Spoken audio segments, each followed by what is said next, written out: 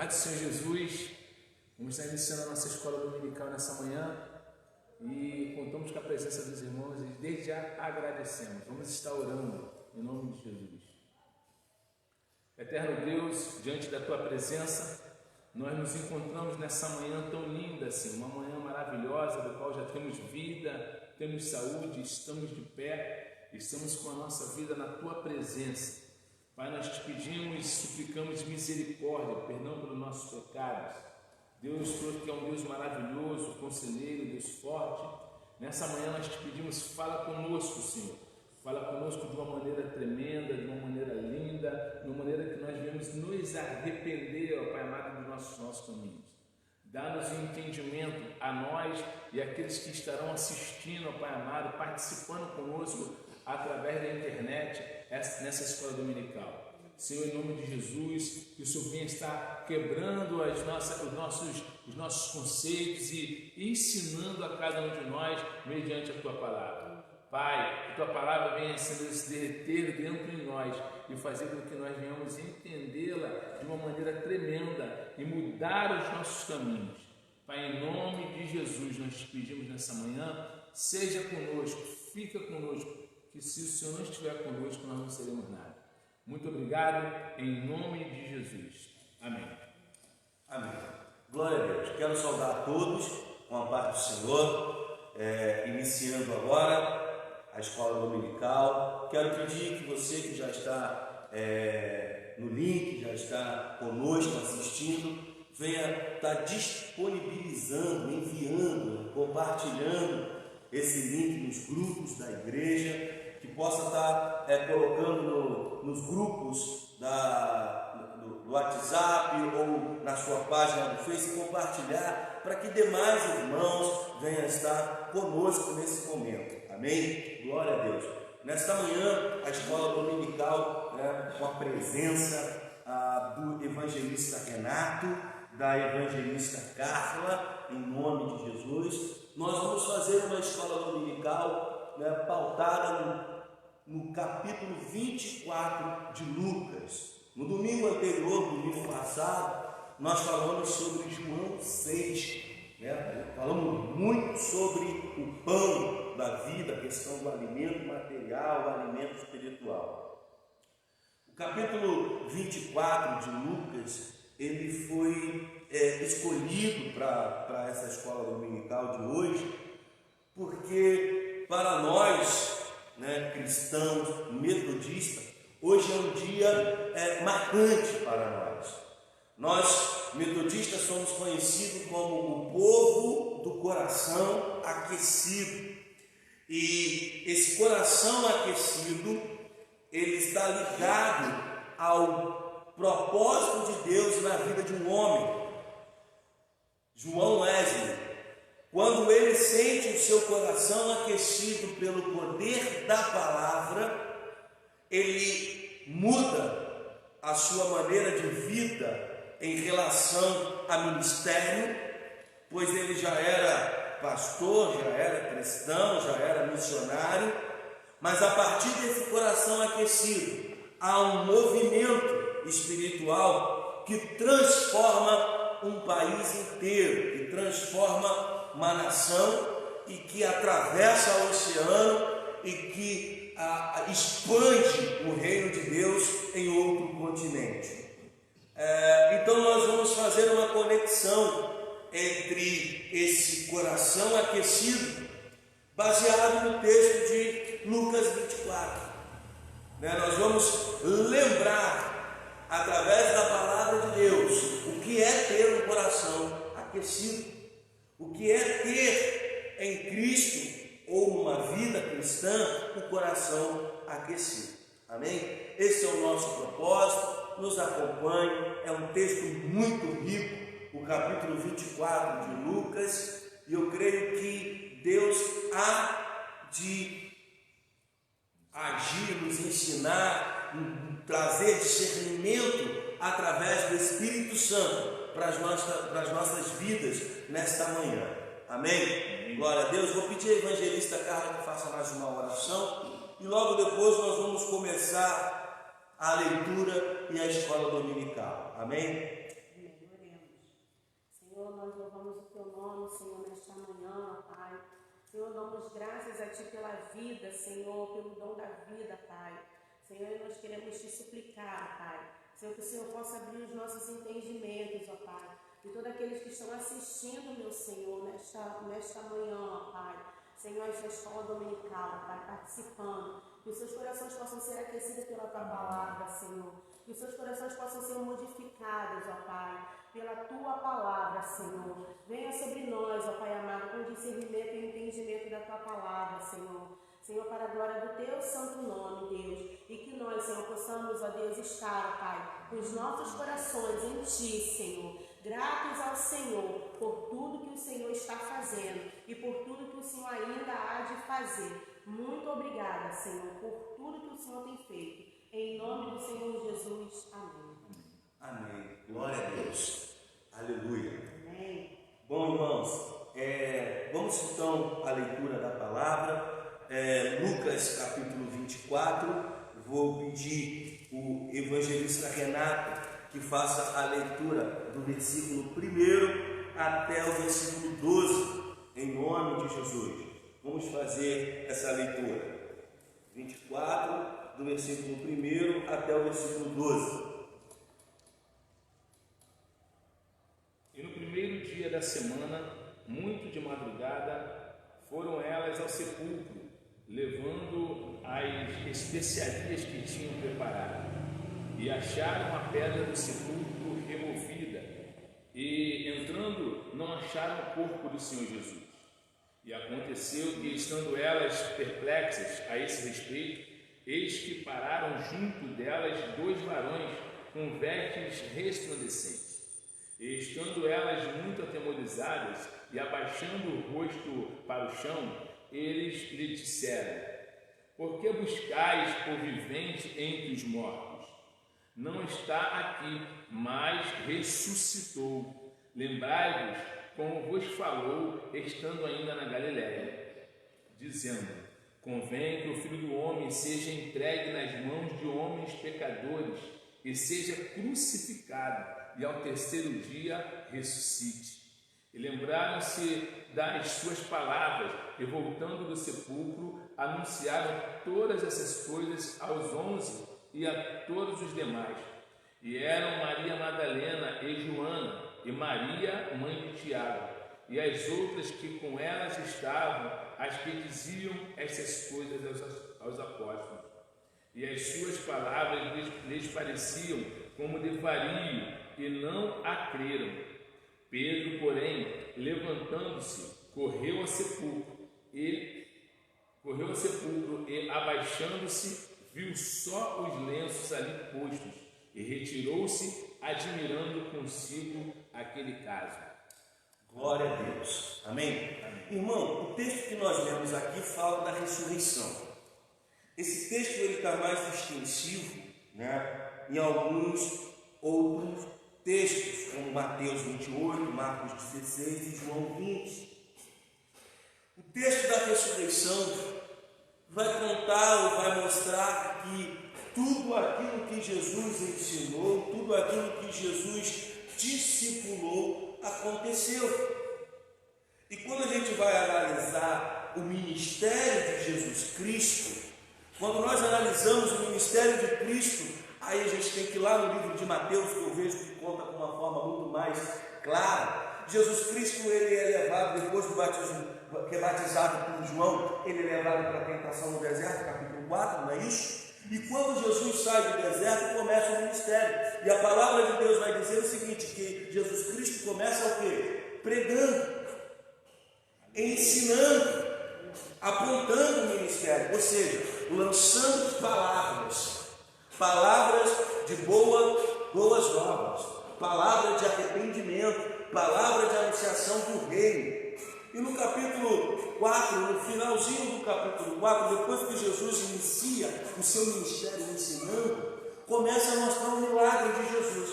A palavra de Deus diz no final do capítulo 4 que traziam paralíticos, enfermos, aonde Jesus estava, e eles eram curados. O que eu quero já dizer desde agora para a igreja, né? O ministério de Jesus na terra não foi para fazer simplesmente cura. As sinais e maravilhas acompanharam Jesus Cristo, mas o ministério de Jesus Cristo na terra foi para anunciar o reino, para mostrar e apontar o plano de Deus na nossa vida. O que nós temos visto hoje, e por isso o nosso coração já não se aquece mais como antigamente, porque nós fechamos os nossos ouvidos para a palavra e abrimos a nossa mente, o nosso desejo, o nosso coração para os milagres. Queremos o milagre, mas não vivemos a palavra. E a gente vê o ensinamento de Jesus, ou melhor, o ministério de Jesus, pautado aonde? Na palavra. E quando Jesus ele faz esse milagre no final do capítulo 4, entra o capítulo 5 de Mateus, e aí você tem 5, 6 e 7, só ensinamentos. Só ensinamento.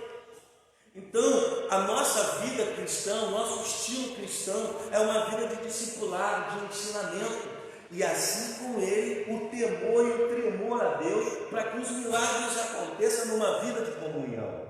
E sempre Jesus foi ensinando. Logo no início, Jesus no capítulo 5 escolhe os 12. Eu estou fazendo um resumo aqui para a gente chegar na ressurreição. E aí o que acontece? Sempre Jesus vai anunciando o plano de Deus, à medida que vão se entendendo o plano de Deus. Jesus Cristo sempre revela o que vem do alto, à medida que nós estamos preparados para receber o que vem do alto. Ao ponto de Jesus chegar assim, está chegando o dia, eu vou partir, mas eu vou voltar, eu vou ressuscitar. Isso incomoda quem tinha pensamento contrário aos ensinamentos de Jesus. E há um texto maravilhoso, que Pedro diz: tu és o Filho Cristo, tu és o Cristo, o Filho de Deus vivo. Aleluia. E aí logo depois Pedro fala assim: não, mas tu não vai morrer. Mas tu não vai morrer, não, onde tu estiver, eu vou, não sei o que e tal. E Jesus fala assim: não é isso que eu estou te ensinando. Quando tu falou que eu era o Cristo, você ouviu minha palavra, não foi nem carne nem sangue que te revelou, mas o Espírito de Deus. Agora, isso que tu acabou de falar foi usado pelo capeta. Ou seja, desde o momento que a gente está voltado para a mensagem, para a palavra de Deus, a gente está no caminho redentor. Saiu da mensagem, volta para aquilo que eu penso que quero, corremos o risco de ser usado pelo mal. E Jesus sempre foi ensinando isso, Jesus sempre foi apontando isso. Outro exemplo, Jesus no Getsemane, depois que ora, vem todo mundo, Jesus é preso, e Pedro de novo tenta agir pelas próprias mãos, aquele tumulto, uma galera toda reunida. Jesus olha para aquilo e fala assim: ei, por um acaso sou eu algum chefe de rebelião? Estou eu criando alguma revolução? Não estive eu nos templos e nas sinagogas ensinando? Não foi isso que eu ensinei. Não foi isso que eu ensinei. Ou seja, o Evangelho é ensinamento. O Evangelho é uma forma, ou melhor, um tratamento de caráter e conduta através da fé, através da salvação do reino de Deus. Então, irmãos, o que acontece? Tudo que Jesus ensinou, Jesus vai ensinar com revelação. Então vem, Jesus é crucificado, morre, e depois que Jesus morre, o que acontece, evangelista Renato? A vida volta ao normal. Eu gosto de dizer que depois que Jesus morre, ele acontece o melhor de tudo, ele ressuscita. Eu vou chegar nessa parte. Sempre que eu falo assim, Jesus nasce, morre, eu gosto de dizer também que ele ressuscita, vai ficar bem na cabeça das pessoas. Isso. Que ele ressuscitou. Mas o que acontece quando Jesus morre? A vida volta ao normal. Para eles, os discípulos voltam para pescar, vai voltar para a sua atividade natural. Esquecem de tudo aquilo, tudo aquilo que foi ensinado. Mas aquele que coloca o sentimento e o coração em Cristo e na sua palavra, acredita até o fim. Vocês podem imaginar e dizer assim: aquelas mulheres estavam ali porque corpo do túmulo, da cova, preparar, colocar alguma coisa, mas elas os tratavam como meu Senhor. Elas não esqueceram da palavra que Jesus lançou a cada uma. E aí a gente começa a entrar agora no texto. Acho que dentro delas, né, pastor? Penso eu que dentro delas explodia um desejo muito forte de elas ir lá encontrar o seu Senhor. Por isso elas correm até o túmulo. Sim. E o zelo que ela tem por Cristo. Qual é o zelo que você tem por Cristo? Claro que aqui a gente está falando de um zelo pelo corpo. Não estou falando pelo corpo em si, mas pelo que Cristo representa. O que Cristo representa para a igreja, o que Cristo representa para a sua vida. Esse é o tratamento que nós temos que dar, zelar pelo que Cristo representa. Nós estamos negociando Cristo por qualquer coisa e não valorizamos o Cristo ressuscitado. O que acontece nessa hora? A palavra de Deus diz que elas não, quando ela chega lá, elas ficam amedrontadas porque o sepulcro está o quê? Vazio, aberto. O sepulcro aberto, de certa forma, não pode nos causar pânico ou medo, mas deve nos causar alegria. Mas o primeiro impacto daquelas mulheres poderia ter sido o seguinte: levar o corpo de Jesus. Arrancaram o meu Senhor. E agora? O que eu quero dizer com isso é que a ressurreição de Jesus, por mais que Jesus anunciou, por mais que ele ensinou, por mais que poderiam ser esperados, quando Jesus de fato morre, vem um balde de água fria.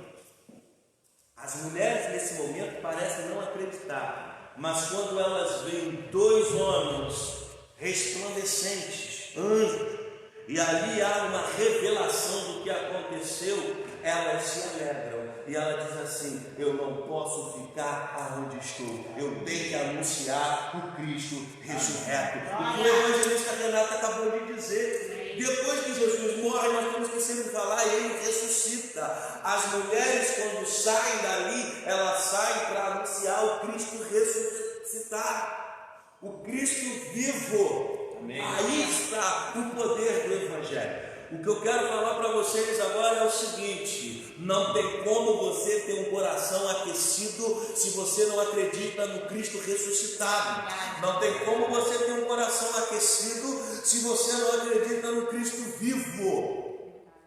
Muita gente tem procurado a igreja, tem procurado Deus pelos milagres, mas não pelo ensinamento de uma vida de salvação, de um Jesus Cristo ressuscitado em glória, para poder nos salvar e perdoar os nossos pecados.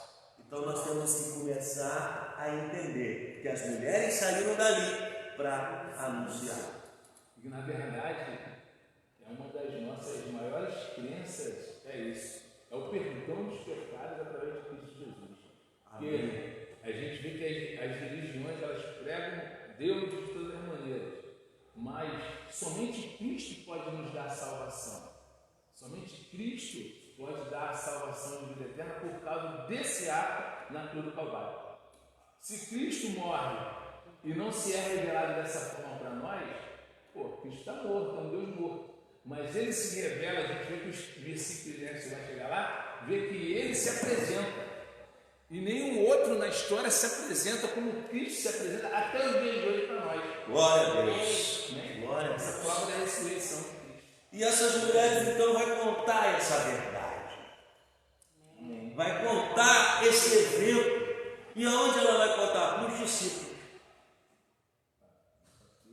Vai contar para os discípulos. Aí o que acontece? Quando chega no meio dos discípulos, fala assim: olha, fomos no sepulcro, Jesus não está lá, ele ressuscitou. Sabe o que a palavra de Deus diz? Que eles não acreditaram nas mulheres. Claro, porque esse mulher com dois, né? Eles não acreditaram nas mulheres. Essas mulheres estão loucas. Maria Madalena está louca. mãe de Tiago está louca. As outras estão com ela, tudo louca. Sério, esses dias, né? Pô, um negócio aí. Beberam uma. Essas irmãs não dá cura, não. Beberam uma Primeira pinga. amiga aí. Essas irmãs não dá cura, não. O que acontece nessa hora?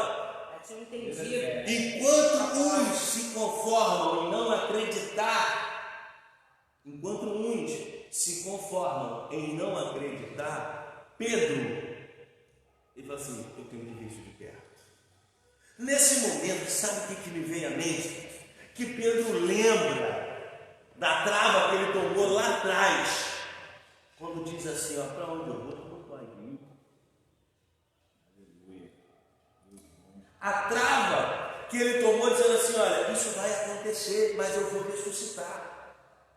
Precisa acontecer. O que acontece na nossa vida muitas vezes é que quando Deus, de uma forma majestosa, em amor, nos exorta, Deus ele nos exorta. Isso muitas vezes é para provar lá na frente, no momento oportuno, certo, que tudo que ele nos exortou não foi simplesmente para servir de experiência, mas além da experiência, para manter a nossa fé. O que eu quero dizer com isso, Jesus Cristo fala no Novo Testamento em outro momento, que o que acontece agora você não sabe, não sabeis, mas haverá um dia que será revelado, ou seja, amanhã você vai saber o que está acontecendo isso tudo hoje. Pedro então ele sai correndo, sai em disparado, e ele chega lá no sepulcro, abaixando-se, viu as faixas de linho, e mais nada. Afastou e voltou admirado pelo que aconteceu.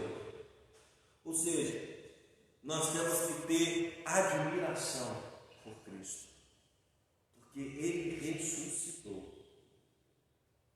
A diferença da ressurreição de Cristo, porque se você olhar a Bíblia, em alguns momentos da história, outros também ressuscitaram. Pastor, que isso? Ressuscitou. Quer ver um exemplo de outros que ressuscitaram? Vou citar só um, Lázaro. Lázaro não ressuscitou? Qual é a diferença da ressurreição de Lázaro para a ressurreição de Cristo?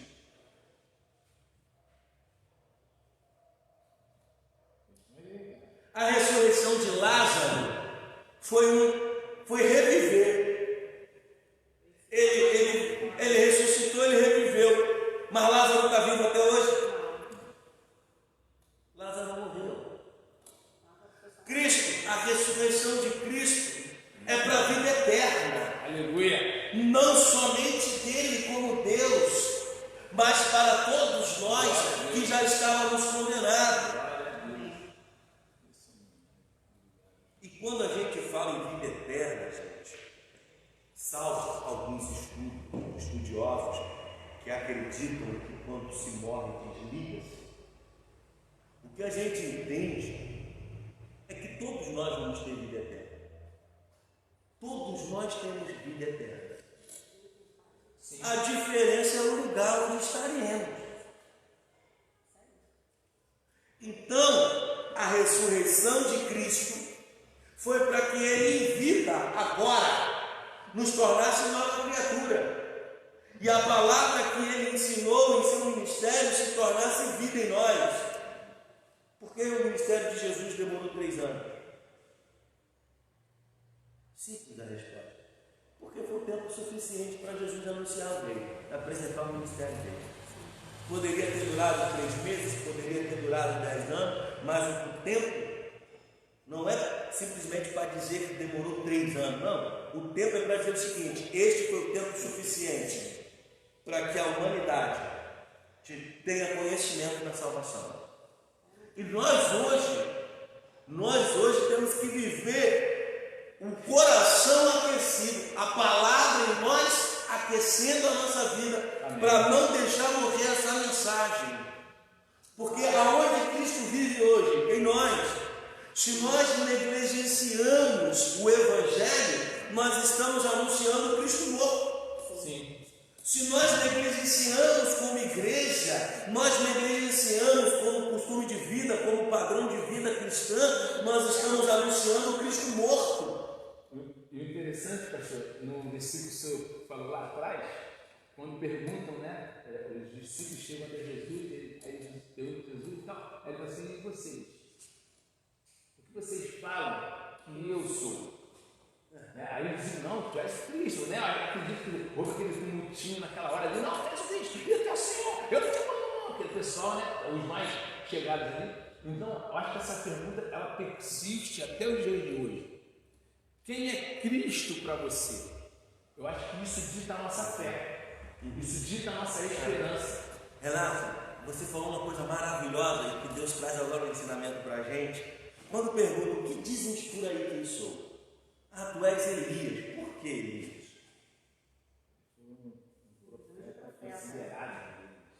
E o Elias ficou conhecido por causa de quê? Dos feitos dele, dos milagres. Deus fez através dele. O povo está sempre atrás de milagre. O povo está sempre atrás de milagre. Sempre atrás do pão, né? Sempre atrás do pão. Agora, quando revela que tu és o Cristo, não é que sai da esfera milagre e poder, mas entra na esfera revelação, salvação. Cristo é ungido, é a promessa, é o prometido, é aquilo que estava no coração de Deus para salvar a humanidade. Amém. Então, a gente termina esse momento aqui de ressurreição entendendo o seguinte: a palavra só aquece o nosso coração se a gente entender que Jesus ressuscitou e vive até hoje. Aleluia. Amém? Eu fico incomodado. Muitas vezes eu já citei isso aqui na igreja, evangelista Carla. E eu coloco isso não desfazendo, mas olhando para a mensagem de salvação. Eu fico muito preocupado quando pegam Cristo, Jesus Cristo, e historicamente resumem Jesus homem, e tratam Jesus simplesmente como um profeta, um grande profeta, e aí começam a colocar diplomas em Jesus, certificados em Jesus. Jesus, o maior sociólogo que existiu, o maior psicólogo que existiu, o maior isso que existiu, o maior aquilo que existiu. E Jesus não foi maior disso de nada. O que Jesus simplesmente fez foi fazer a vontade de Deus, do Pai, e se tornar Cristo, o Deus encarnado. Amém. Se Ele deu luz à psicologia, porque Ele é Deus e Deus revela a sabedoria. Se Ele deu luz ao sociólogo, é porque Ele é Deus e nele vem toda a sabedoria. Amém. Não podemos resumir Jesus a isso. Não podemos limitar Cristo na terra a isso. Não estou dizendo que Ele é contra ou Ele não foi. Eu estou dizendo que esse diploma, esse certificado não cabe a Ele. Ele é maior do que isso tudo. Agora nós podemos olhar para Ele e extrair esses ensinamentos. Mas Jesus Cristo veio para salvar. Amém. Glória. Salvar. E a salvação ela é tão séria, ela é tão forte, que o próprio Cristo, na palavra de Deus, vai dizer: o que adianta ganhar o mundo e perder a sua vida? O que adianta você ser rico dos ensinamentos de Jesus e não crer que Ele é o Cristo e não ser salvo? E não se arrepender? Você tem uma escolha. Nós temos essa escolha. Nós podemos praticar a bondade e não crer em Cristo. Que é o caso de muitos. É o caso de muitas pessoas que fazem bondade. E acha que isso já leva à salvação. Respeitando todas as outras crenças, eu estou falando daquele que é cristão. Porque, irmão, se tem uma crença que acredita que através da caridade alcança a salvação, assim seja por causa da crença. E é Deus, o Espírito, que converte a pessoa. Agora, o cristão, aonde a fé está pautada em crer em Jesus Cristo, E aí, quando você crê em Jesus Cristo, você vai viver o livro de Tiago, quando ele ensina que fé e obra andam juntos. Não se destaca um da outra. Um depende do outro. Em nome de Jesus. Aí o que acontece? Tem muito crente esquecendo a mensagem de salvação e fazendo das bondades do mundo que deve ser feito um meio de pagamento de dívida. Não, eu tenho que fazer isso porque Deus requer de mim, está me cobrando porque Ele me deu uma bênção e eu tenho que fazer, eu tenho que ajudar. E isso tem que ser espontâneo, de coração aberto, como assim vivia a igreja primitiva. Voltando então à mensagem que aquece o coração, onde nós estávamos falando, esta mensagem é através de um Cristo vivo. Você que não crê no Cristo que ressuscitou, que está vivo, que é dono da nossa vida, ao qual nós pertencemos, não tem como teu coração ser aquecido. Presta atenção numa coisa: o coração aquecido vai além de uma emoção no momento de louvor. Coração aquecido vai além de um choro em meio a uma canção. Porque muitas vezes nós chegamos no culto, ô saudade. O louvor está comendo solto, o poder de Deus descendo, ô saudade. Já se derrama logo. Se derrama logo, se entrega. Espírito Santo, presença, glória, meu Deus, enche a casa, vai embora. Só que depois vai embora, a vida continua a mesma coisa. Não tem transformação. Coração não aqueceu na palavra, se envolveu num momento de louvor. Diferente, hein? Está recebendo aí, crente? É diferente, hein? O que transforma a nossa vida é um coração aquecido pelo poder da palavra. E com essa frase agora a gente entra na segunda parte do texto. E eu vou pedir à irmã Carla que faça essa leitura, tá? Do versículo 13, o evangelista Carla lê para a gente, do 13 até o 34, 35. Vai com fé. Vamos embora. Glória a Deus. E eis que no mesmo dia iam dois deles para uma aldeia que distava de Jerusalém, 60 estádios, cujo nome era Emaús, e iam falando entre si de tudo aquilo que havia sucedido. E aconteceu que, indo eles falando entre si e fazendo perguntas um ao outro, o mesmo Jesus se aproximou e iam com eles. Mas os olhos deles estavam como que fechados, para que o não conhecessem. E ele lhes disse: que palavras são essas que, caminhando, trocais entre vós? E por que estáis tristes? Respondendo, um cujo nome era Cleópas, disse-lhe: és tu só peregrino em Jerusalém e não sabe as coisas que nele está sucedido nestes dias? E ele lhes perguntou: quais? E eles lhes disseram: as que dizem respeito a Jesus, o Nazareno, que foi varão profeta, poderoso em obras e palavras diante de Deus e de todo o povo. E como os principais dos sacerdotes e os nossos príncipes o entregaram à condenação de morte e o crucificaram. E nós esperávamos que fosse ele que remisse Israel. Mas agora, sobre tudo isso, e já hoje, o terceiro dia desde que essas coisas aconteceram, é verdade que também algumas mulheres dentre nós nos maravilharam, as quais de madrugada foram ao sepulcro, e não achando o seu corpo, voltaram dizendo que também tinham visto uma visão de anjos, que diziam que ele vive. E alguns dos que estavam conosco foram ao sepulcro e acharam ser assim, como as mulheres haviam dito, porém a ele não o viram. E ele lhe disse: honestos e tardos de coração, para crer tudo que os profetas disseram. Porventura não convinham que Cristo padecesse estas coisas e entrasse na sua glória? E começando por Moisés e por todos os profetas, explicavam-lhes o que dele se achava em todas as escrituras. E chegaram à aldeia para onde iam, e ele fez como que iam para mais longe. E eles os constrangeram, dizendo: fica conosco, porque e já declinou o dia, e entrou para ficar com eles. E aconteceu que, estando com eles à mesa, tomando o pão, abençoou e partiu e lhe deu. Abriram-se os olhos, então, e conheceram, e eles desapareceram, e disseram um ao outro: porventura não ardia em nosso o coração, quando pelo caminho nos falava e quando nos abriram as Escrituras?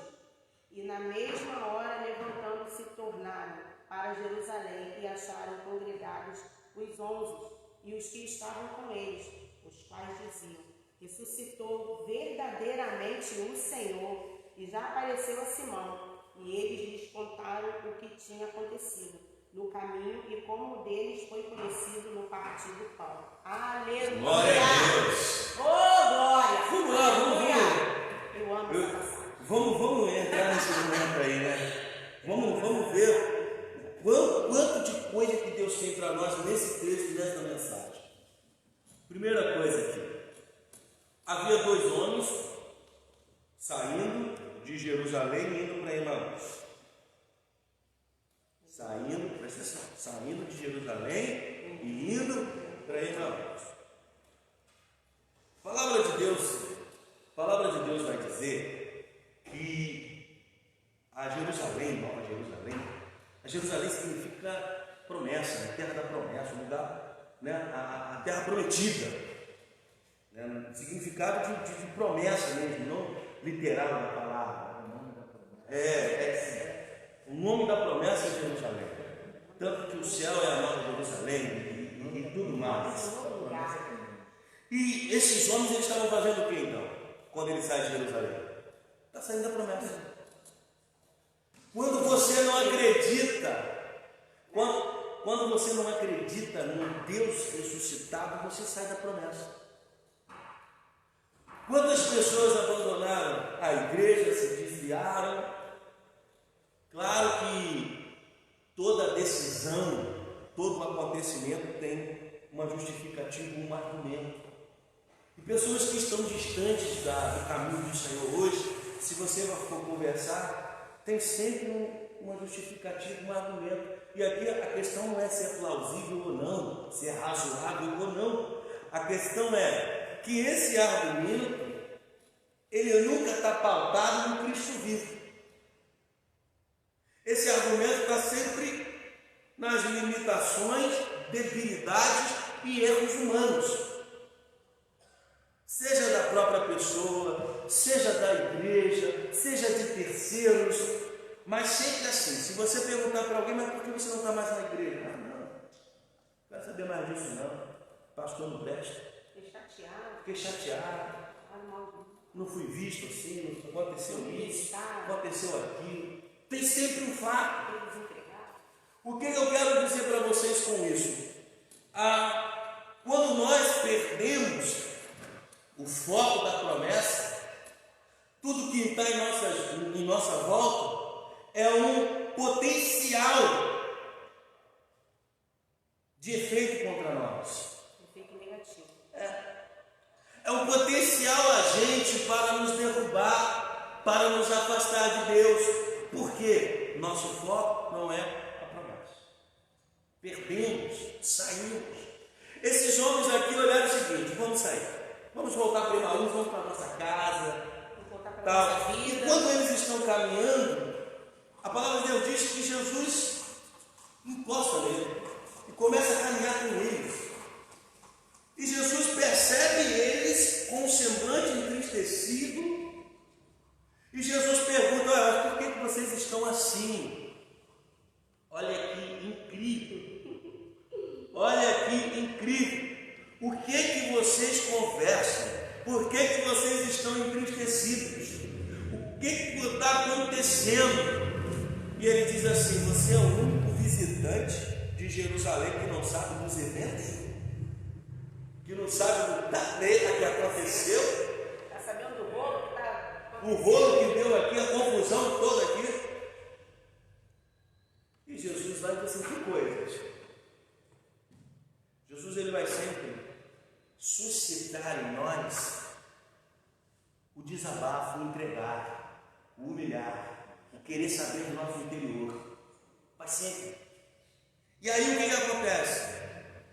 Eles dizem assim: o que aconteceu com Jesus de Nazaré? Respondeu eles. Olha o que eles dizem de Jesus: profeta, poderoso em palavras e em obras diante de Deus. O que acontece?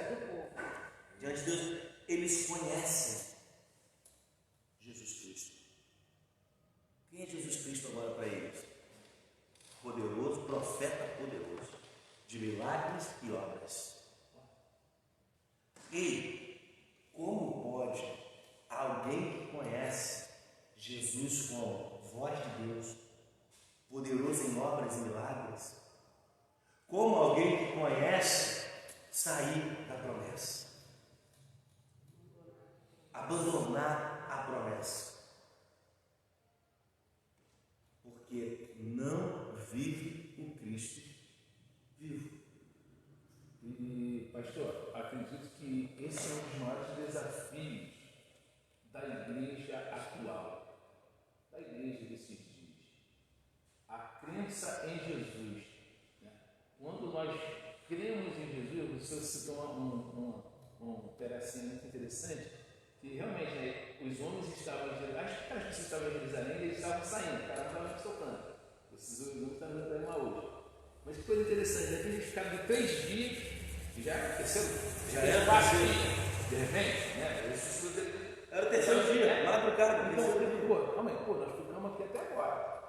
Pô, o cara não ressuscitou, né? Por mais que eles viram, mas o que eles fazem?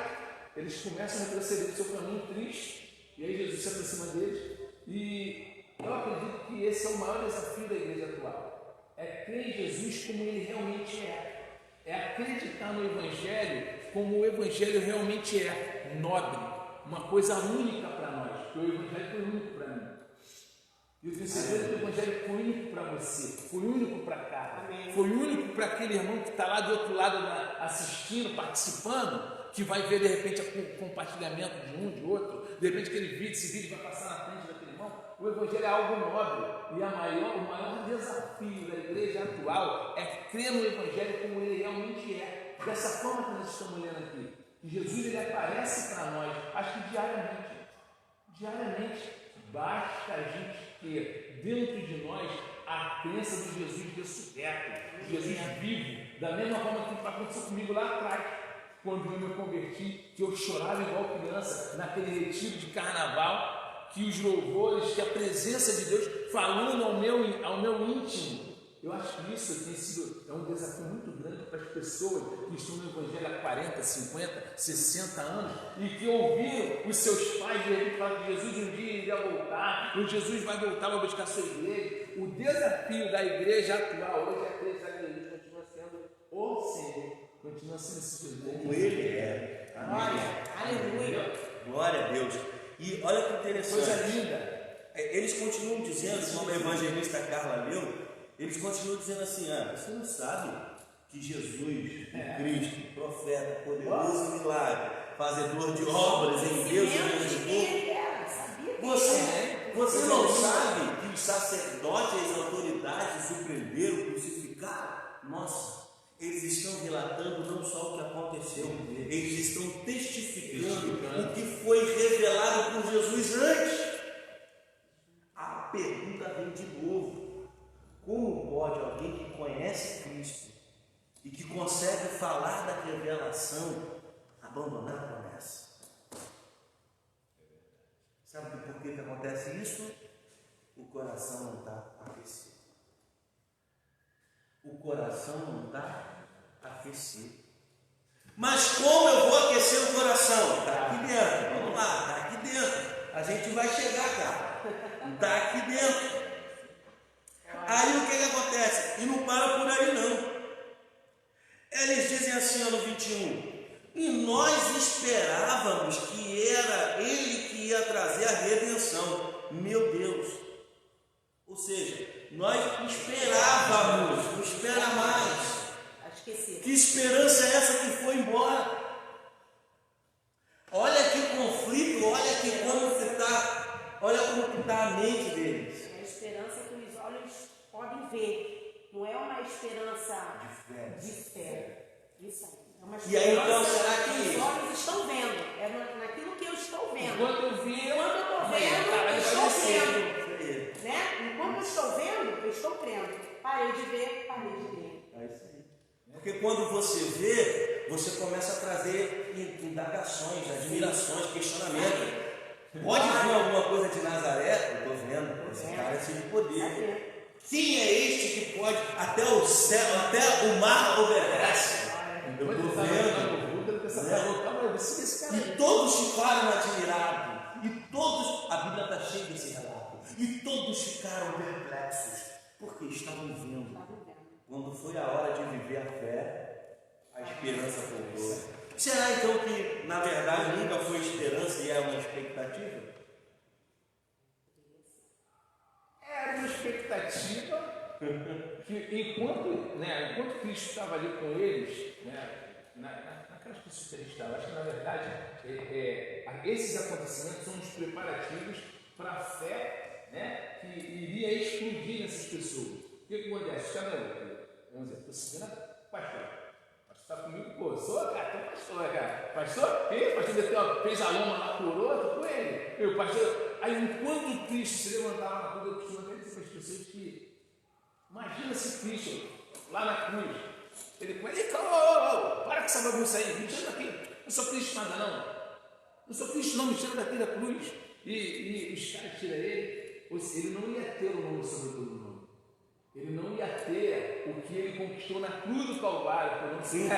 Humanamente dizendo, eu acho que a gente sabe que ele sabia o plano que ele tinha, o objetivo que ele tinha. Então, enquanto ele estava ali, a galera estava naquele vigor. Mas quando ele desceu crucificado, corpo morto, sumiu, desapareceu, então ficaram em conta. E cada um ia para o seu caminho e já meio que desanimado. Então, era uma fé que eles ainda não tinha explodido na vida deles.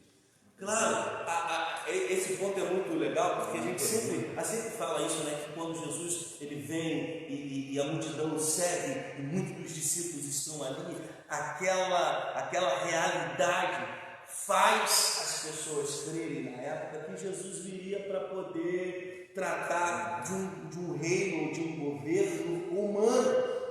É fato. Politicamente falando. Mas o que acontece? Jesus, ele morre e eles contam aqui o seguinte, e hoje é o terceiro dia desde que tudo aconteceu. Por que eles estavam dizendo? Era hoje que era o dia dele ressuscitar. Mas isso vai além, evangelista Renato. Vai tão além que ele diz assim, tudo bem, está certo que estão dizendo por aí, como diz algumas mulheres, que foram no sepulcro e o sepulcro está vazio. E não acharam o corpo. E voltaram e nos contaram ter tido uma visão de anjo. E disseram que ele está vivo. Alguns dos nossos companheiros foram ao sepulcro e encontraram tudo exatamente como as mulheres tinham dito. Mas não o viram. Meu Deus.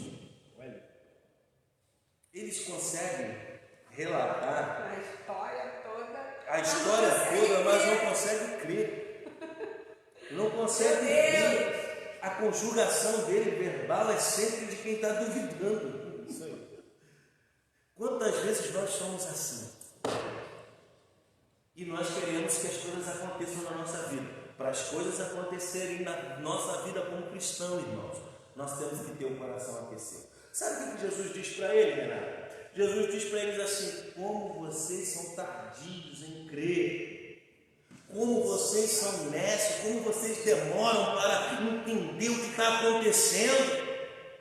Meu Deus. Se fosse nesse tempo, como vocês são guerra. Não, a palavra é essa. Insensatos. Vocês são devagar demais. Como vocês são devagar para poder entender as coisas de Deus. Mas olha só que interessante. Jesus poderia ir atrás de quem acredita. Não poderia? Sim. Jesus não deixa ninguém para trás. Não deixa ninguém para trás. Glória. Ele está sempre se revelando a você para aquecer o teu coração. Aleluia. Na fé nele. Glória a Deus. E isso é a graça de Deus sobre nós. Aleluia. Jesus, ele não está nos abandonando porque não temos fé. Ele está sempre revelando a nós. Agora, temos que tomar uma decisão. Eu creio. Eu não creio. Eu quero viver isso. Eu não quero. Presta atenção numa coisa, então.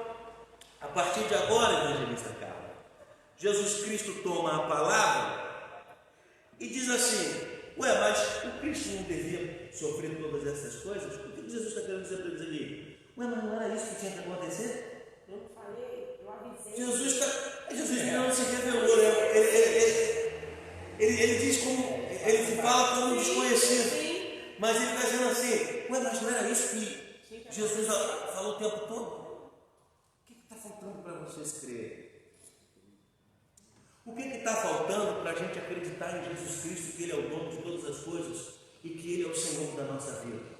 E que tudo que nós pensamos sem um alinhamento divino não nos leva a lugar nenhum.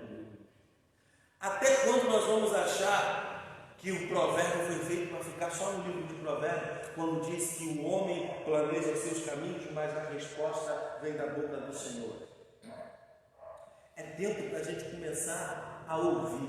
E quando Deus toma a palavra, como Jesus prova ou como Jesus trata o ministério dele? Olha o que acontece a partir do versículo 27. E começando por Moisés e todos os profetas, explicou-lhes o que constava a respeito dele em todas as Escrituras. Presta atenção numa coisa: quando o texto fala de Moisés e profetas, a gente não está falando exclusivamente da história ou do evento em si de Moisés, como todos conheciam, simplesmente o personagem Moisés, mas está falando da Torá, do primeiro compêndio de escritura que eles usavam na época. Quando fala de profetas, não está falando simplesmente dos principais profetas ou de alguns profetas, mas está falando do compêndio de escrituras dos profetas que fazia parte do cânon hebraico. O que eu quero dizer com isso?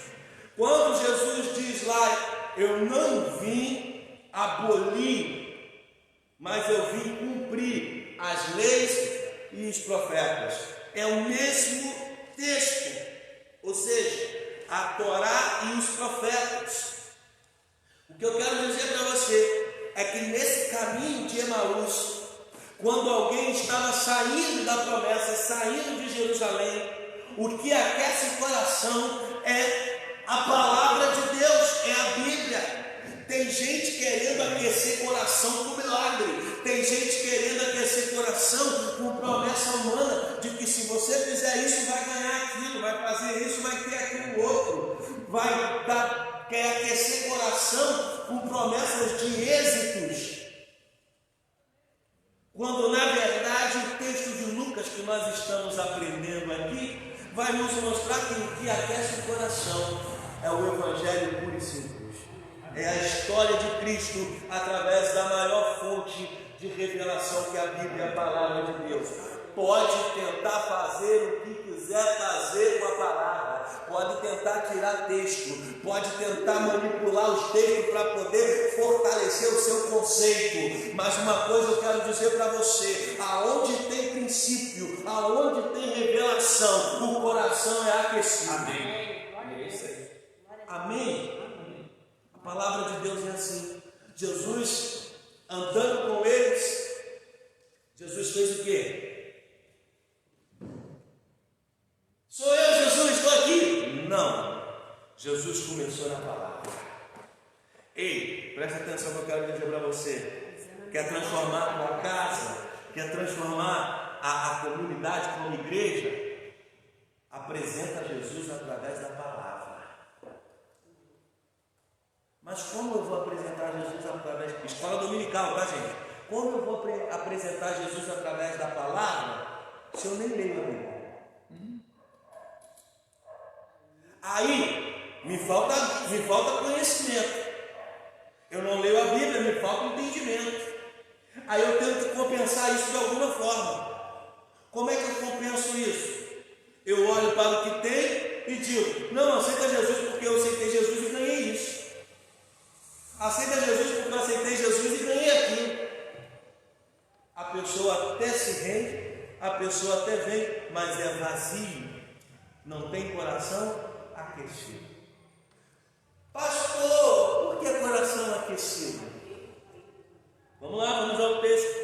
Jesus fala e tal, e a palavra de Deus vai dizer então que Jesus falou a respeito de toda a Escritura. E quando se aproximou do povoado, Jesus ele fez com que ia para longe, mas não foi. Diz assim: tá tarde, eu estou indo lá, tchau, e vai, não vai, estou indo. Tá tarde, né? Estou indo. Eles perceberam isso, falaram assim: não, está tarde mesmo, fica aí, entra aí. Primeira coisa que eu quero dizer para você: a palavra de Deus é gostosa, a palavra de Deus satisfaz a nossa alma. Saulo vai dizer que a palavra é refrigério para a alma. A palavra de Deus é refrigério para a nossa vida. Temos que estar em contato com a palavra de Deus. Aí Jesus entra. E quando entra na casa, a palavra de Deus vai dizer que eles vão cear, comer o pão, partir o pão. Quando Jesus faz o gesto de partir o pão, a palavra de Deus diz que clareia os olhos deles. Eles reconhecem Jesus. Para a gente não tomar muito tempo, eu não vou entrar nesse detalhe. Nós vamos voltar para o coração aquecido, porque é nesse momento que eles olham um para o outro e dizem assim: porventura não estava queimando o nosso coração enquanto ele falava no caminho e nos expunha a Escritura? Meu Deus! Quer falar alguma coisa sobre isso, Renato? Quer falar alguma coisa, cara? Coisa linda. Porventura, o nosso coração não queimava, não ardia quando a palavra era revelada a nós. Preste atenção: se o teu coração só queima quando há louvor, só queima quando há milagre, só queima quando escuta o que gosta, é tempo de se converter, é tempo de voltar para a origem. O coração queima quando a palavra revela o Cristo vivo. Meu Deus, que forte! O coração queima quando a mensagem revela o Cristo vivo. Amém? Aí, meu irmão, o que acontece quando o coração queima, quando a revelação vem? O coração queimou, Cristo é revelado. Presta atenção, sabe o que é Cristo revelado? Ei, agora não é mais o Cristo morto, é o Cristo vivo. Ei, se é o Cristo vivo, o que eu estou fazendo aqui? Vou voltar. Quando eu digo eu vou voltar, o que eu faço? Eu volto para a promessa, eu volto para Jerusalém, eu volto para a crença, eu volto para a fé,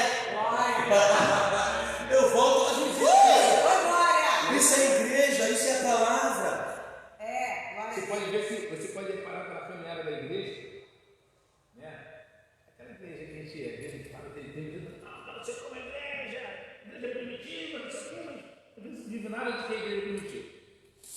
Você pode pegar e ver que a igreja primitiva, falar da igreja primitiva, queria falar da igreja dos anos 80, né? Não vou falar da igreja primitiva, não, vou falar da igreja dos anos 80, 70 e pouco ali, 80, que eu não vivia na igreja nessa época ainda, mas eu via os crentes nas consagrações de manhã, culto à noite, no culto de libertação, né? Que hoje é um terror, que libertação, né? Hoje é um terror, mas eram esses crentes que iam lá para a igreja no culto da consagração de manhã, sábado de manhã, às 8 da manhã, até meio-dia.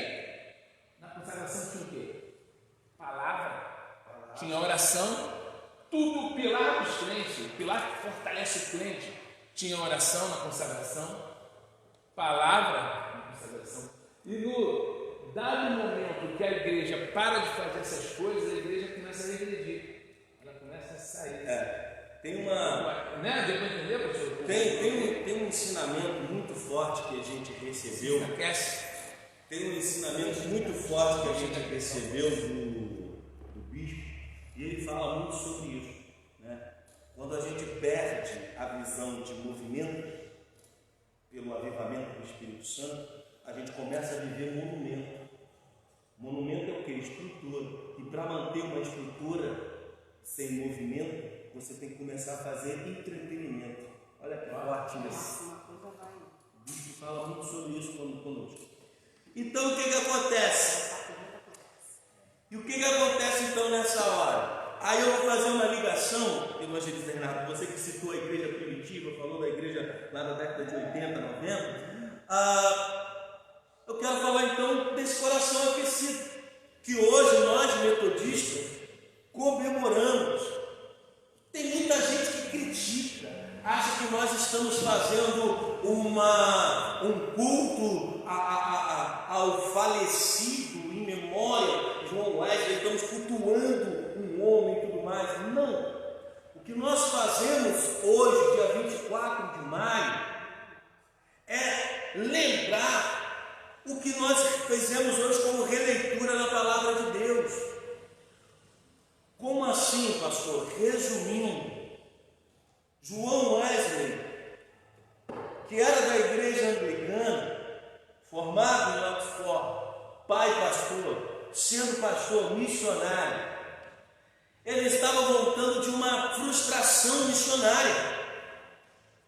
A missão que ele foi fazer nas Américas não deu certo. Uma experiência que passou no trajeto, né, na viagem, no meio do mar, o fez perceber se realmente ele era cristão. Quando ele olhou outros cristãos dentro daquele navio. Quando ele chega, ele olha tudo o que ele fez e ele pergunta um sentido para aquilo. Que cristão sou eu? Claro. E aí a palavra histórica de João Wesley vai dizer o seguinte. Na história vai dizer que ele foi numa rua, praticamente num porão, e ali ele ouviu uma palavra, e a palavra aqueceu o coração dele. A palavra não aqueceu o coração de quem não conhecia. A palavra aqueceu o coração de quem já sabia quem ele era. Você está entendendo o que Deus está falando? E João Wesley, depois desse coração aquecido, ele começou um movimento na igreja, começou um movimento na sociedade, em condados, em distritos. E depois desse movimento crescendo e tudo mais, né, depois da sua morte, esse movimento toma-se um nome chamado metodista. E metodista se deu simplesmente por causa do estilo de vida de João Wesley, por ser muito metódico em tudo, exageradamente em tudo. Mas aonde eu quero chegar após sua morte, já tinha, se não me falha agora os números, mas aproximadamente 70 mil pessoas no movimento na América, e em torno disso, ou pouco mais que isso, na Inglaterra, através de um coração aquecido. O que João Wesley viveu foi também o que esses discípulos viveram em Emaús. E é o que está faltando a gente viver hoje. Porque nós pedimos muito para Deus transformar o Brasil, nós pedimos muito para Deus mudar a história, nós pedimos muito para Deus mudar tudo. E sabe o que acontece? Nosso coração não aquece. Nós não deixamos o nosso coração aquecer. Jesus vem, conversa, relata. Se você pergunta para o irmão vai saber tudinho de Jesus Cristo. Ah, não, Jesus conta tudo, com interpretação, com exegese, com hermenêutica, fala tudo. Na hora de viver o Cristo vivo, não tem fé, não vive. E aí a gente quer que Jesus mude tudo. O movimento, eu lembro de um livro que eu li, da história do metodismo de João Wesley, que havia uma cidade, e no inverno uma cidade muito fria, né? E chegando lá os estrangeiros nessa cidade procurou um lugar para se aquecer, e comumente por causa do frio se aquecia com bebidas alcoólicas. Chegou na cidade, no estabelecimento, perguntou, e a pessoa disse: não tem. Ele olhou e disse: nossa, eu já percorri essa cidade inteira, todo lugar que eu venho não tem uma bebida alcoólica, ninguém aqui bebe, não? O dono do estabelecimento responde assim: olha, há dezenas ou há décadas atrás passou um homem aqui pregando, evangelizando, e depois dele, essa cidade nunca mais botou um álcool na boca. Por que isso? Na época de João Wesley, que não é muito diferente de hoje, em meio a uma revolução, o que acontecia? As pessoas morriam e eram entregues ao álcool, mulheres, crianças, homens, todo mundo. Então o plano de libertação nesse movimento era acabar com isso, e Deus libertou. E dezenas, ou melhor, décadas depois, aquela libertação ainda era vivida e sentida aonde passou o movimento e aonde passou o Evangelho. O que eu quero dizer com isso? É muito fácil culpar Deus e pedir a Deus para transformar o Brasil, mas quando nós mesmos não deixamos o nosso coração aquecer para ser transformado, como vamos transformar se não somos transformados? Eu costumo sim colocar, quando a gente mede o nosso coração para transformar, é quando a gente chega na fila do banco, ou do ônibus, ou da van, e em vez de a gente reclamar e murmurar pela fila, a gente começa a conversar sobre Cristo.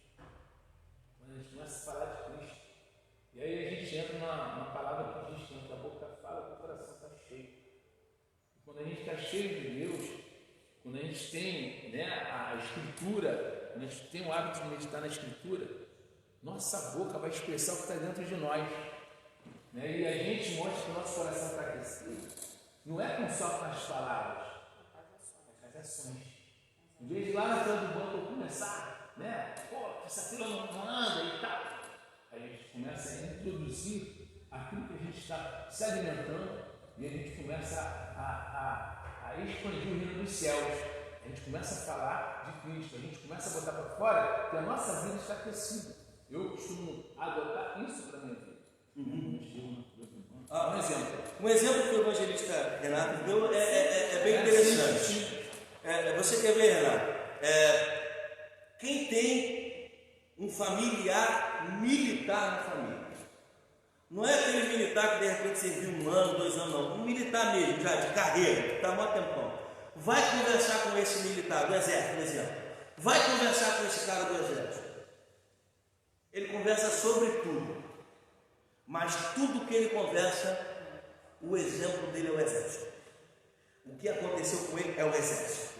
A vida dele é o exército. Não estou dizendo que isso é errado ou certo, não. Estou dando um exemplo. Por que é assim? Porque ele vive. É a vida dele, é o dia a dia dele. Você quer saber um cristão? Conversa com ele. Tu passar 3 horas com um cristão e ele não tocar na Bíblia uma vez, tem algum problema. O coração precisa estar aquecido. Coração precisa estar. E quando o coração aquece, o que acontece? Volta. Quando o coração aquece, meu irmão, vamos anunciar. Eu quero abrir uma aspa, um parênteses, no que o pastor falou. Às vezes não é só quando a gente fala de falar da Bíblia, né? A gente vai falar, mas é nas atitudes. Por exemplo, está eu, um amigo meu, e a gente fala no McDonald's comigo, um exemplo. E aí, sou cristão, meu amigo não é. Meu amigo não é cristão, olha aí, mas eu sou. Aí chego lá, né, vou pagar o lanche, e o lanche foi R$20, eu dei 50. E aí a pessoa me dá o troco, eu dou muito isso como exemplo, a pessoa me dá o troco dos 50 e ainda me devolve os 50, ou seja, ela me dá 80. E eu Pega, bota o dinheiro no bolso, opa, Deus me abençoa, e pá, e vou embora. Não, eu falo que eu sou crente, eu falo que eu estou com o coração aquecido, é no ato de eu pegar, não, filho, você está me dando R$50 a mais, toma aqui seu dinheiro de volta, porque o meu amigo certamente está me observando. Aí sabe o que o mundo diz? Sabe o que o mundo diz quanto a isso? Eu sei que esse exemplo é válido, mas sabe o que o mundo diz quando acontece isso? Né? Mas isso não precisa ser crente para fazer, não. Todo mundo tem que fazer. O que eu entendi que o Bernardo quer dizer assim, aqui é que todo mundo tem que fazer. Principalmente.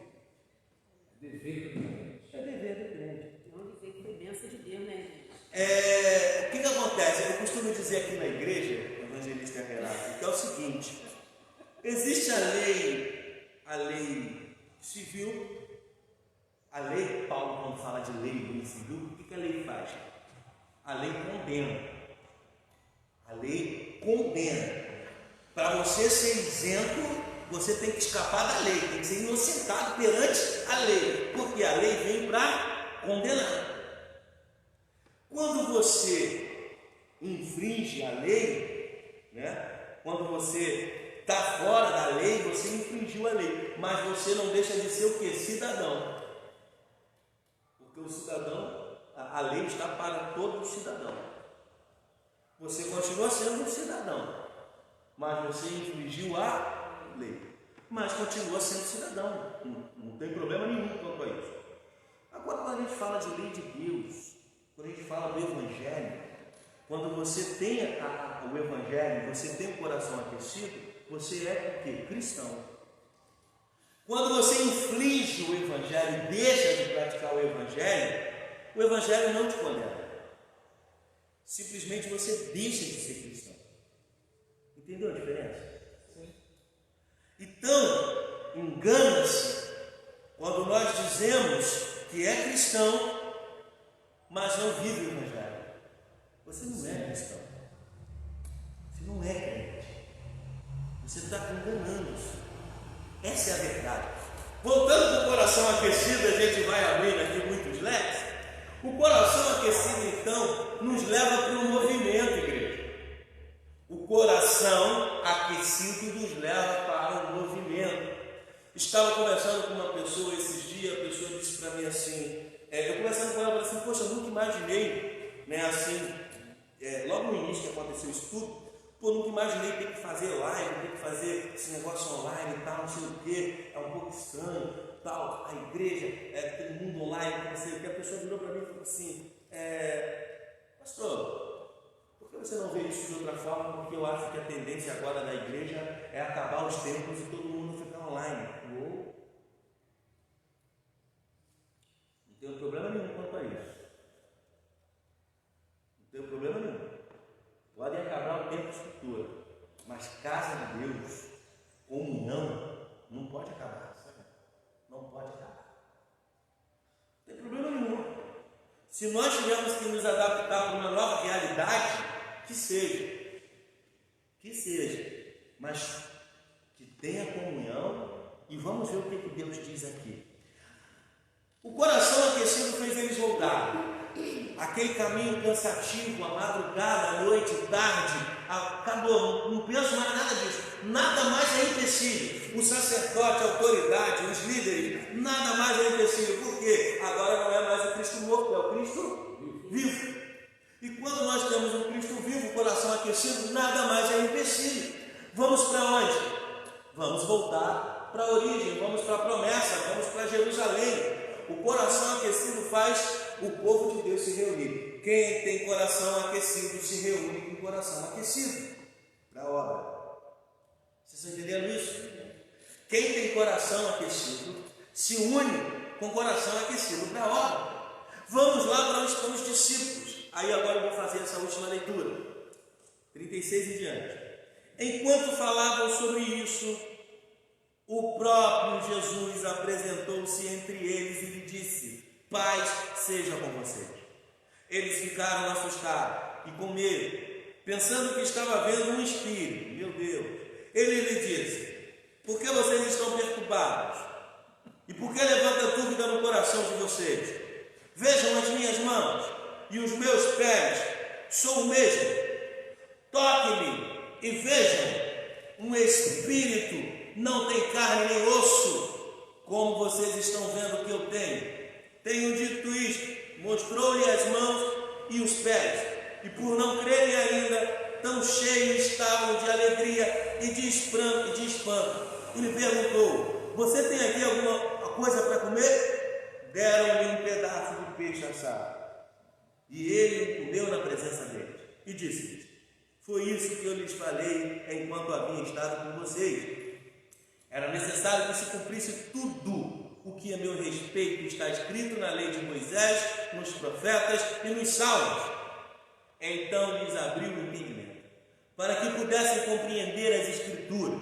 E lhes disse: está escrito que o Cristo haveria de sofrer e ressuscitar dos mortos no terceiro dia, e que em seu nome seria pregado o arrependimento para perdão dos pecados a todas as nações, começando por Jerusalém. Vocês são testemunhas destas coisas. Eu lhe envio a promessa do meu Pai, mas fiquem na cidade até serem revestidos do poder do alto.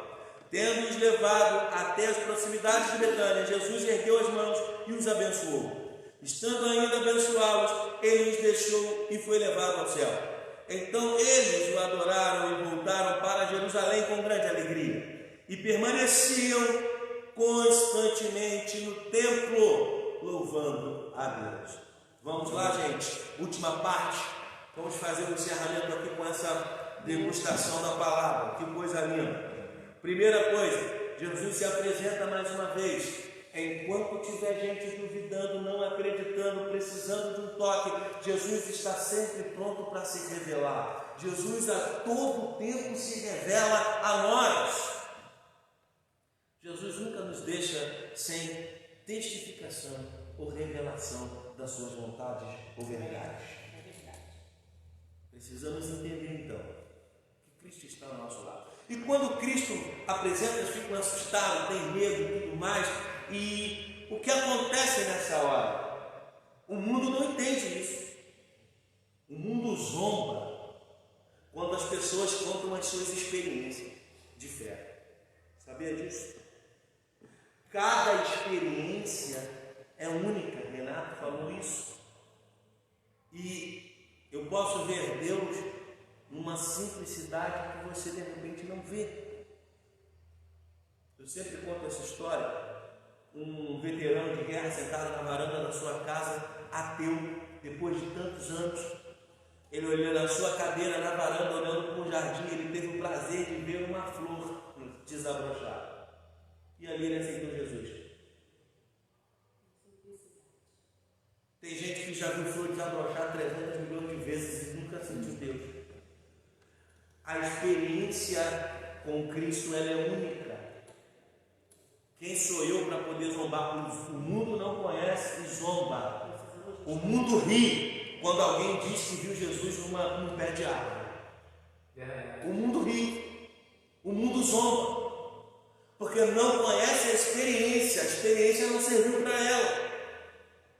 Mas quem tem experiência com Cristo, independente de qual seja a experiência, por isso que eu digo, irmãos, eu como cristão, nós como cristãos, não precisamos provar milagre de Jesus para ninguém.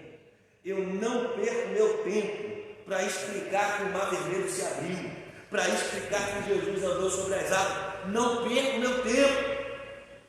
É fé, é experiência de fé. Se você crê, amém. Aqueles homens creram, viram e viveram e contaram a experiência dele com Cristo. Eu tenho a minha experiência, você tem a sua experiência. Eu não preciso provar isso para ninguém. O que eu tenho que apresentar é o Cristo vivo. E para apresentar o Cristo vivo, a minha experiência serve como testemunho. Mas para provar que Deus existe ou faz milagre, é fé. É fé. Fé. E temos que apresentar. Jesus ele faz o quê? Ele se apresenta e ele diz o quê? Olha aqui a minha mão e o meu pé. A gente vai olhar a mão e o pé, a gente vai lembrar o quê? Os furos, os pregos. Sou eu que ouvi.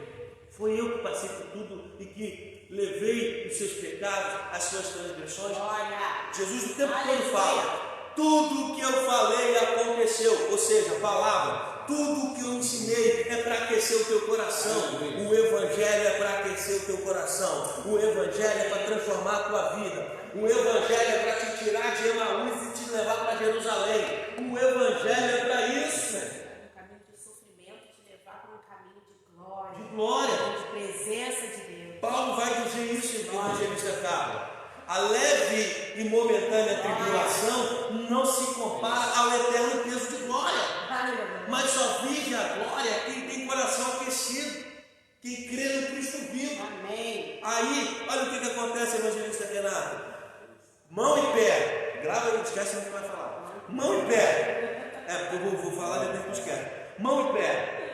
É para mostrar os cravos na mão ali, no pé, furo e tal. Não é só isso não, gente. Se você olhar a Bíblia inteira, quando fala de Evangelho, a mão é o quê? É onde segura o escudo e a batalha para a obra, é onde faz a batalha e a obra. Olha, aqui estão as obras.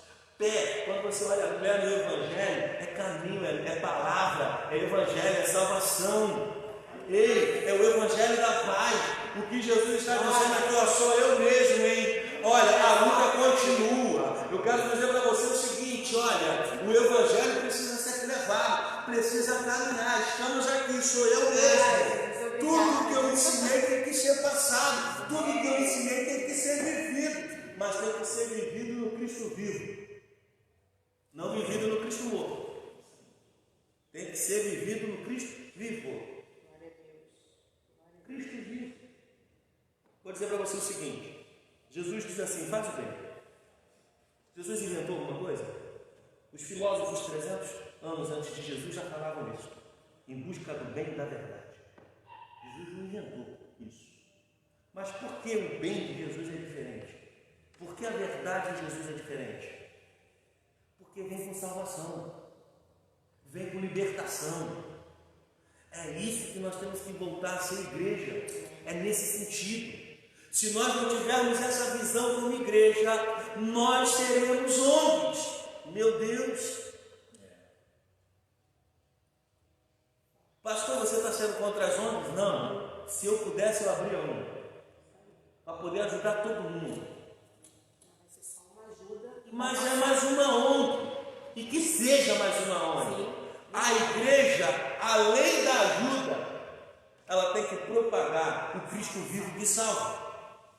Essa é a verdade, essa é a realidade. Nós não podemos deixar as nossas igrejas ser contaminadas pelo coração frio. Não podemos deixar as nossas igrejas serem contaminadas por corações gelados, que se resume simplesmente em assistencialismo. Presta atenção, que se resume.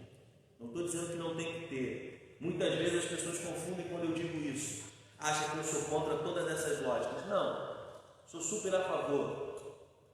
E sem querer fazer aqui qualquer menção por ostentação, egoísmo, qualquer coisa que seja. Hoje mesmo nós, como igreja, vamos fazer o papel de igreja. Amém. O evangelista Edson está me aguardando ali para a gente poder distribuir as cestas que nós preparamos nessa semana. Amém. Isso eu só estou contando para poder certificar o que eu estou falando. Sim. A igreja tem que viver isso, mas não pode ser só isso. A palavra de Cristo viva tem que libertar. E sabe o que tem acontecido hoje? Igreja de coração aquecido. Sabe o que a gente tem visto hoje? A igreja, para poder dizer que está dentro de um padrão, está se contaminando com o mundo, deixando o mundo fazer parte da igreja e não vive o Cristo vivo. Tem um pastor, ele disse uma frase muito legal: a igreja está aberta para todos, mas não está aberta para tudo. Vou repetir. A igreja está aberta para todos, mas não está aberta para tudo. Tem gente que quer colocar tudo dentro da igreja. confronta isso como se fosse evangelho. Não, não é evangelho. O evangelho transforma. O evangelho é vida. Quando Jesus apresenta a mão e pede, ele está dizendo assim: olha, sou eu mesmo. Mãos à obra, evangelho, escudo e espada, vamos lá. Mão, não apresentei a Deus de mão vazia, vamos trabalhar. Fé e obra. Dá continuidade que ele fez. Quer continuar? Não, precisa. Acabou com. Não, o que eu ia falar que até ela falando sobre seguir, né? A própria Bíblia, ela nos ajuda, a Bíblia nos ajuda a seguir o certo, a seguir o que ela quer. Basta a gente dar ouvidos ou visão, né, à Bíblia, ter a leitura. Deixa eu falar. Charles Spurgeon vai dizer o seguinte: não é a igreja que determina o que a Bíblia ensina, mas é a Bíblia que determina o que a igreja ensina. Agora a gente tem que ter cuidado, né? Eu vi isso lá como se fosse o Charles Spurgeon que disse, mas às vezes tem tanta frase que não é nem a pessoa que colocou, mas coloca. Mas a frase é interessante, tá, gente? Eu não certifiquei se foi ele. A gente tem que ter agora, senão daqui a pouco vai. Amém, gente? Agora a gente tem que ter esse cuidado. A gente tem que ter esse cuidado. Bom, essa palavra é forte, né? Repetindo para você entender, não é a igreja que determina o que a Bíblia ensina, mas é a Bíblia que determina o que a igreja ensina. Ok, gente? Então, assim, para a gente entender isso, a palavra de Deus diz então no 41 que eles foram cheios de alegria. Lembra? João 20 vai falar dessa alegria. O Jesus converteu sua tristeza em alegria, ninguém pode tirar. Essa tristeza que havia, que não há mais, o que aconteceu com os caras do caminho de Emaús, porque o coração foi aquecido na palavra. Sabe por que nós andamos cristãos tristes? Porque a palavra não aquece o nosso coração. Nós temos que ter o coração queimando pela palavra. Quem tem coração queimando pela palavra não fica triste. Ou seja, passa por momentos de tristeza, porque é verdade. Mas não vive na tristeza. Passa por momentos de sofrimento, mas não vive no sofrimento. Até porque a palavra, pastor, ela fala que no mundo tereis aflições. Mas tem de bom ânimo. Tem de bom ânimo. Então, o bom ânimo vai trazer para você esse refrigério. Você vê que até isso a palavra é fiel, né? Jesus, ele deixa a palavra. No mundo tu vai ter dificuldade. No mundo, na vida, o teu carro furar o pneu, na vida, a tua casa vai quebrar um reboco, vai cair o telhado, na vida vai ter pandemia, vai ter pandemia, mas tem de bom ânimo, ou seja, acredite em mim, né? Jesus, eu não, Jesus, eu venci o mundo, eu venci a dificuldade, né? Quando a gente lê o texto que vê Jesus, ele venceu. E aí, como é que termina isso? Como é que termina esse coração aquecido? Jesus chega para eles que estão ali reunidos e diz assim: fica em Jerusalém. O que Jesus está dizendo? Fica na promessa. Tu quer receber poder? Fica na promessa. Fica aí, acalma teu coração. Fica na promessa. Crente, olha o que eu vou dizer agora, é ensinamento, em nome de Jesus. Está com saudade de rodar no poder, né, meu filho? E até tem memezinho para isso, não é? Roda no poder sozinho em casa, mano. Vai lá pro teu quarto e roda Vai no no poder. quarto e roda no poder. Isso. Glória. Eu tenho certeza que teu coração vai continuar aquecido e quando a gente se reunir, meu irmão. Tem uns monte por aí que é só do quarto. Glória. Eu vou usar um texto que acaba uma palavra para mim. Fala assim, a cara fala para mim, te vejo ler a Bíblia. Ela fala para mim, só que ela não precisa ver eu ler a Bíblia. Ela não precisa ver, embora ela veja. Deus, Ele vai ministrando em nós em todo o tempo. E se a gente entrar no nosso quarto e orar, talvez você pense, que nada, não. Quando você entra no teu quarto, você começa a orar, Deus ele começa a desvendar coisas tremendas. inclusive o aquecimento do teu coração. Ele começa a te dar palavras e você, lógico, tudo dentro daquilo que você já leu, ou que você busca. E aí você vai lá no texto de novo, né? Pô, que Deus amou o mundo de tal maneira, um dos versículos, mas eu repito na vida. Em todo tipo de evangelismo que eu faço, eu leio esse versículo. Tem cara, isso é velho. Velho o quê, rapaz? A Bíblia se renova. Aí eu leio lá, aí eu vou lá e leio o Salmo 37 novamente, pastor. E esse é o que Deus faz. Deus renova a minha crença, Deus renova o meu coração, Deus renova a minha fé, Deus renova a minha estrutura, porque verdadeiramente, né, quando a gente entrega o nosso caminho ao Senhor, quando a gente confia nele, muito mais coisas o Senhor faz, muito mais coisas Ele vai fazer. E aí, como igreja, o nosso coração é aquecido e a gente tem disponibilidade. Que disponibilidade, irmão? De falar de Jesus, de viver de Jesus, de chegar. Pô, tu precisa de uma oração. E vamos, calma, que eu não vou orar meia rua, pastor, né? É assim que Deus faz. É assim que Deus faz. A palavra de Deus, Ele vai dizer o seguinte: ficai na promessa até ser revestido do poder. Deus tem poder para a tua vida. Amém. Fica na promessa. Está na quarentena, mas está na promessa. Reduziu o salário, está na promessa. Se ele fechou, faliu o negócio, está na promessa. Ei, foi mandado embora, meu Deus, mas continua na promessa. Continua na promessa. Deus é poderoso. Aí sabe o que acontece? O livro de Lucas, quem participou da escola dominical aqui sabe, o pastor já falou sobre isso. O livro de Lucas, ele é a primeira parte de 2 livros, que é Lucas e Atos. Lucas e Atos dos Apóstolos é um livro só. Então Lucas é a primeira parte, Atos é a segunda parte. Se você na tua Bíblia pular o livro de João, você vai ver que o livro de Lucas termina com uma introdução do livro de Atos, a ascensão de Jesus. E aí termina Lucas dizendo: fica em Jerusalém até que do alto esteja revestido de poder. E Atos começa falando a mesma coisa: fique em Jerusalém até que do alto seja revestido de poder. Versículo 8: receberão poder quando o Espírito Santo descer sobre vocês, e serão minha testemunha em Jerusalém, em toda a Judéia, Samaria, até os confins da terra. Sabe o que eu quero dizer para você agora? Você está de quarentena, Jerusalém é a tua casa. Fica na tua casa até do alto receber poder. Aí recebeu o poder, acabou a quarentena, aí vai para a Judéia, é a tua vizinha, vai para Samaria, é o outro bairro, e aí começa a ministrar isso. E esse é o coração aquecido. O coração aquecido começa em você. O coração aquecido não está na igreja, não. A igreja, ela é o reflexo do coração aquecido.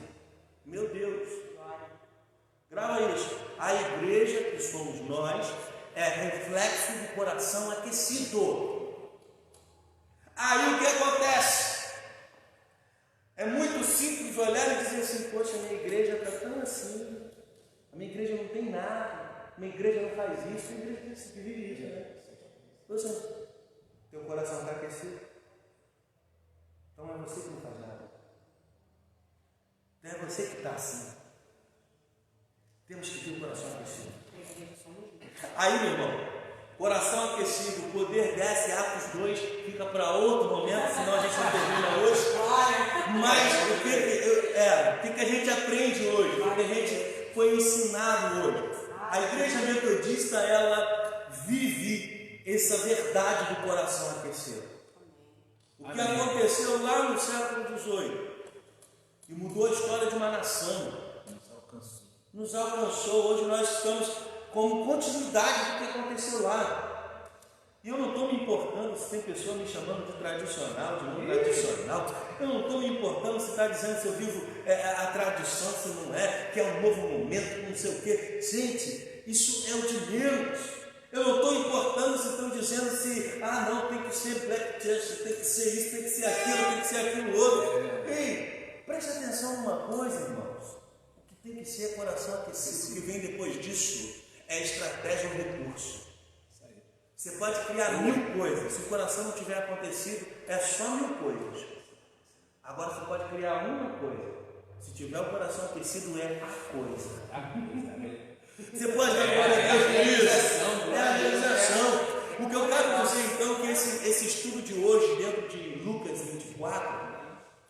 nos traz para si igreja de coração aquecido. O coração aquecido é somente pela palavra. Isso aí. Exemplo, Filipe e Eunuco. O que aconteceu com Filipe e Eunuco? Os dois estavam na carruagem. E o eunuco só lendo a palavra. E o coração aquecendo. Leu, aqueceu. Leu, aqueceu. Leu, aqueceu. Esse é a lógica. Leu, aqueceu. Leu, aqueceu.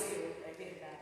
Obrigada. Olhou, parou, o eunuco olhou e falou assim: Filipe, eu estou lendo aqui a palavra, estou sentindo um negócio dentro de mim aqui muito forte. Está queimando isso aqui. Então é o seguinte, eu quero ser batizado.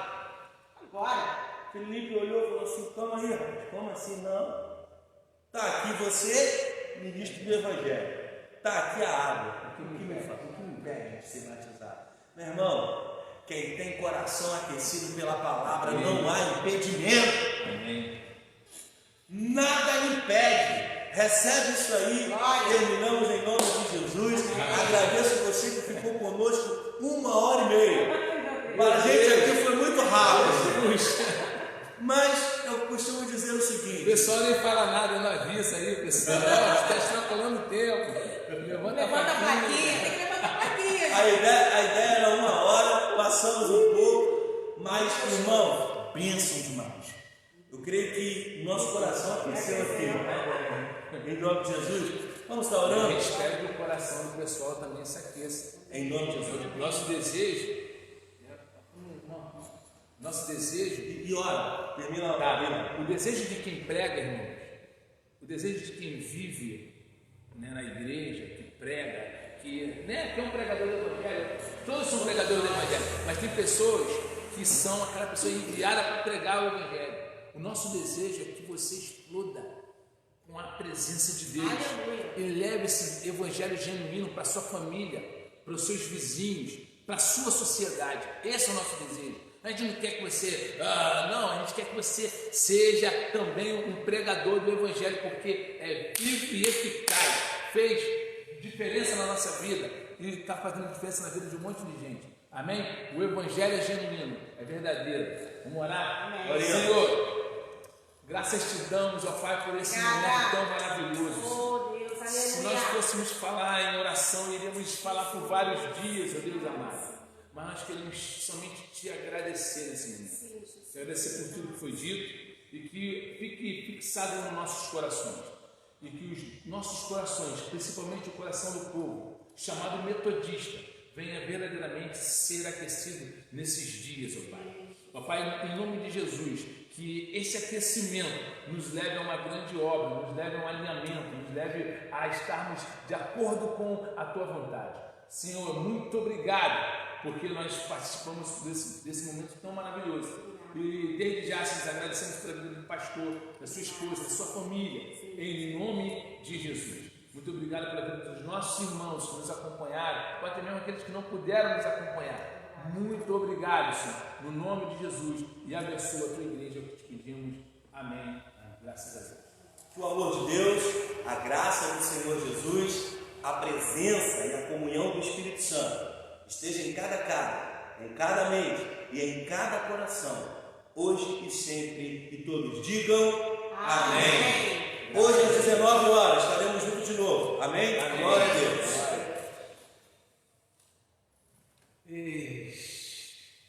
Glória a Deus. Amém, Jesus. Louvado seja Deus. Dá um pulo. Dá um pulo.